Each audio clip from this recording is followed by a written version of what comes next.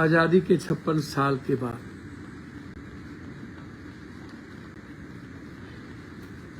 जो कोसी सीमांचल, मिथिलांचल, भागलपुर, मुंगेर, लखीसराय, खगड़िया, बेगूसराय और सीतामढ़ी से लेकर शिवहर और मोतिहारी तक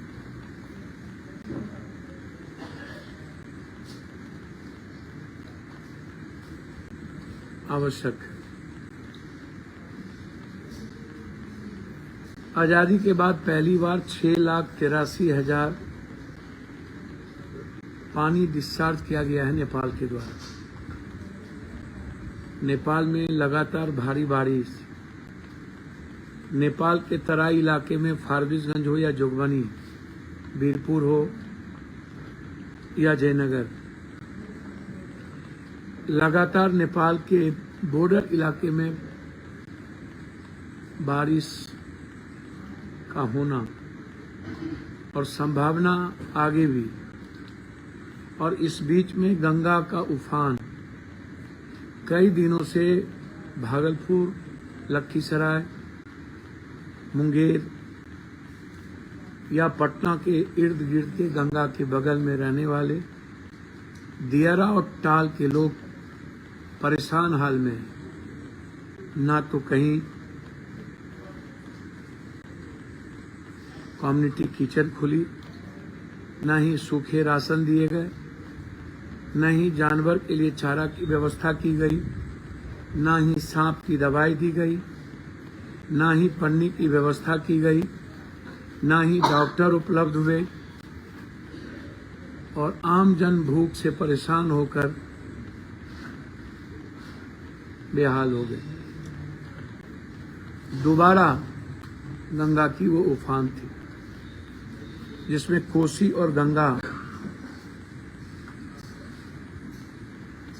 दोनों के किनारे रहने वाले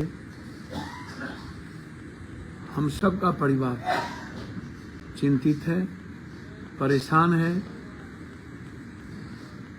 और सरकार निद्रा में, रोम जल रहा था, नीरो बंसी बजा रहा। भारत सरकार को निद्रा तोड़नी चाहिए, बिहार सरकार को गहरी चिंता करनी चाहिए। मैं बार बार कहता हूं कि खजाना किसका और खजाने पर अधिकार किसका, टैक्स कौन देता है, और देश के 140 करोड़ जनता के टैक्स से हमारा देश का निर्माण होता है। जो तनख्वाह पे है, चाहे वो नेता हो, प्रधानमंत्री हो, मुख्यमंत्री हो, मंत्री हो, एमपी हो, एमएलए हो, कर्मचारी से लेके कलेक्टर तक हो, सेना से लेके सिपाही तक हो, डॉक्टर से लेके प्रोफेसर तक हो, टीचर से लेके कोई भी कर्मचारी, वह आपके मेहनत के टैक्स से अपनी जिंदगी चलाते हैं।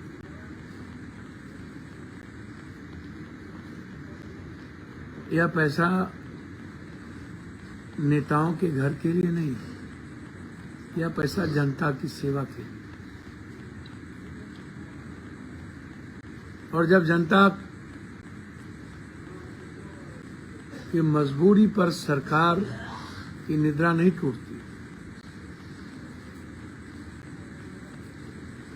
तब स्वाभाविक है मन में पीड़ा होती है, कष्ट होता है, दुख पहुंचता है, ठेस होती है, फिर मन में गुस्सा भी आता है।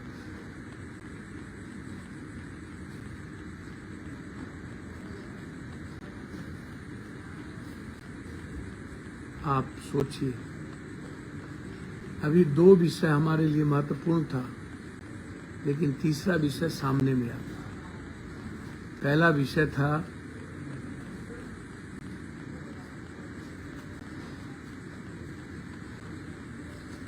जमीन,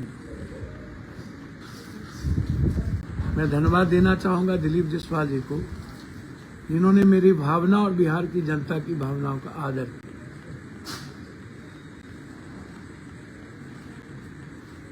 समझने की कोशिश की। 50,000 से ऊपर एकड़ जमीन सरकार की, नेता पदाधिकारी माफियाओं के चंगुल में। 7,063 एकड़ जमीन रजिस्ट्री करा लिया गया। लगभग 18,000-17,000 बीघा जमीन कब्जे में है और उसका सर्वे नहीं हुआ। आम लोगों के सर्वे के पहले यह सर्वे आवश्यक। सरकार के रजिस्ट्री ऑफिस में सभी जमीन की पूरे कागजात, फिर ऐसे सर्वे की आवश्यकता क्यों महसूस? इसीलिए यह जीवन के साथ खिलवाड़ था, जिसको मैंने प्रयास किया कि यह तत्काल एक रास्ता निकले। दूसरा विषय था स्मार्ट मीटर, जो आने वाले समय के लिए आम जन के लिए यह नासूर होगा। मोनोपोली बढ़ेगी, लोगों की जिंदगी तबाह होगी। जब 2,000, 5,000, 6,000, 10,000 के बिल के बाद सूद ब्याज के साथ जब 60,000, 1 लाख रुपया चला जाता है, जब बिजली काट दी जाती है, लोग परेशान हाल होते, जिंदगी तबाह हो जाती है, कर्ज पर कर्ज लेते लेते थक जाते हैं, रास्ते नहीं बचते, तब आत्महत्या की ओर मन करता है, व्यथित होता है। और जब मीटर्स का रेट 3 गुना बढ़े और एटेंडम किसी के घर में 60,000, 40,000, 1 लाख से ज्यादा बिल आएगा, अंदाजा कीजिए उसका सूद फिर ब्याज क्या होगा। लोग बचेंगे, इस पर मेरी लड़ाई जारी है। लेकिन तब तक आज परेशान करने वाला यह न्यूज, कोसी में 6,83,000 पानी का डिस्चार्ज हुआ और गंगा का खुद अपने खतरे से ऊपर।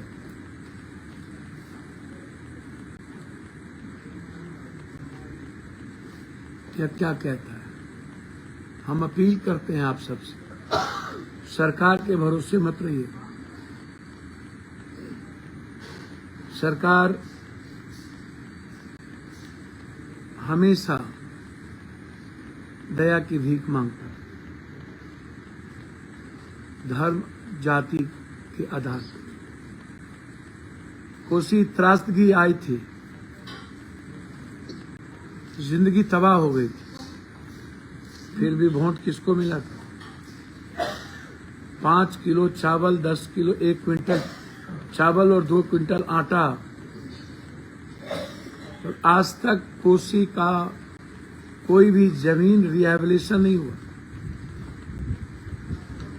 आज तक नदी सही तरीके से बांधे नहीं गए। लेकिन वोट 20 सालों से, उस वक्त मनमोहन सिंह की सरकार थी, सब कुछ देने के बावजूद भी लोगों ने अपने दर्द को भुला दिया। जाति धर्म के दर्द ऊपर हो गए। फिर एक बार पुनः यह पीड़ा बढ़ने वाली है। जिस किसी की सरकार आती है, नेपाल से कोई बातचीत नहीं हो पाती। नेपाल हमारी बात को सुनने को तैयार नहीं। हम 40,000 मेगावाट बिजली उत्पादन करने की क्षमता रखते हैं।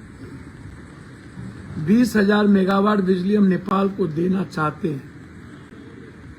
हाई डैम के निर्माण के लिए नेपाल की सहमति आवश्यक है। चाइना के दुष्टता के कारण हम हाई डैम का निर्माण नहीं कर पाते। ना तो हमने फरक्का को विस्तारित करने की कभी प्रयास की, ना तो गंडक, महानंदा, कमला, केहर, कनहर, सप्तकोशी, कोसी, कई नदियों से घिरा हुआ मिथिला कोसी सीमांचल से हम गाद निकाल पाए।